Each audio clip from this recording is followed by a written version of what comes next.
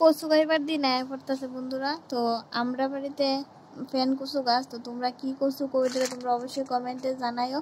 অনেকদিন আগের থেকে ভাবতেছিলাম যে তোমরা এটা শেয়ার করবো, দেখামো এটা কি কচু, এটা তো আমরা ফ্যান কচু কই। তো কালকে তোমরা একটা ভিডিও দিছি সাইকার থেকে আসেফ দিসমনি, আমি ভিডিওটা আগে করে রাখছি, একসঙ্গে দিচ্ছি না কারণ ভিডিওটা অনেক বড় হয়ে যাবে। আর এত বড় ভিডিও তোমরা কেউ মানে ভালো পাও না, তো যার কারণে আমি ভিডিওটা দুইটা পার্ট করছি, কালকে একটা দিছি আর আজকে আরেকটা দিতেছি। আজকেটা হলো আমার কমলপুর থেকে সাইকা পর্যন্ত রাস্তার কি অবস্থা, তোমরা সবটা ভিডিও দেখবা, তোমরা সবটা ভিডিও দেখো, মানে তোমরা বুঝতে পারবা রাস্তার কি অবস্থা। আর বৃষ্টির দিনে তো এর পরিস্থিতি কেমন হয় দেখো, এদিকে পাহাড় বাইঙ্গা বাইঙ্গা রাস্তার মধ্যে পড়তাছে, তার উপরে আছে রাবার গাছ। আমি ক্যামেরার মধ্যে কতটুকু দেখাইতে পারতাছি তোমরা এটা আমি মানে বুঝতে পারতাছি না, বাট তোমরা কতটুকু দেখতে পারতাছো তোমরা অবশ্যই আমারে কমেন্টে জানাইও। মানে রাস্তার মধ্যে রাস্তা মানে ভালো রাস্তা, কিন্তু এর মধ্যে উপরের থেকে পাহাড় বাইঙ্গা বাইঙ্গা নিচে পড়তাছে, পাহাড়ের উপরে যে রাবার গাছ আছিল রাবার গাছ নিচে বাইঙ্গা বাইঙ্গা পড়তাছে। তো যখন এদিকে আসা যাওয়া করবা তখন মানে বিশেষ করে বৃষ্টির সময়ে, যখন বৃষ্টি থাকবো আর যখন রৌদ্র থাকে তখন কোনো সমস্যাই কোনো হয় না।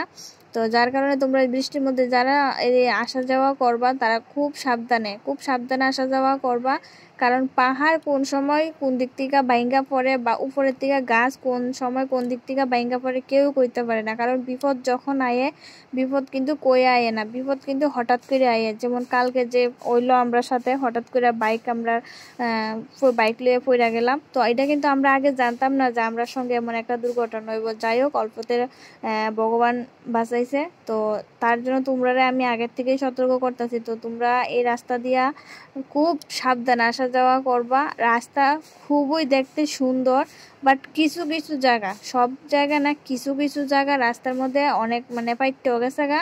তো আমি তোমরা এটাই দেখাইতাছি।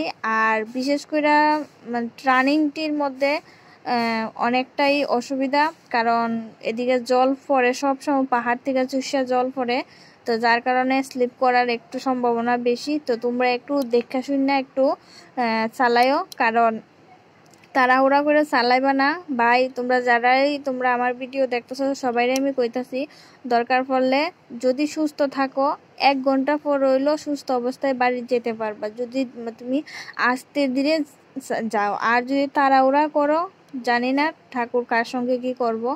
তো আমরা খুবই তাড়াহুড়া আসলো কালকে, তো আমরা ওই তাড়াহুড়ার মধ্যে আমরা যাইতে আসছিলাম, তো যার কারণে আমরা সঙ্গে এই ঘটনাটা ঘটছে।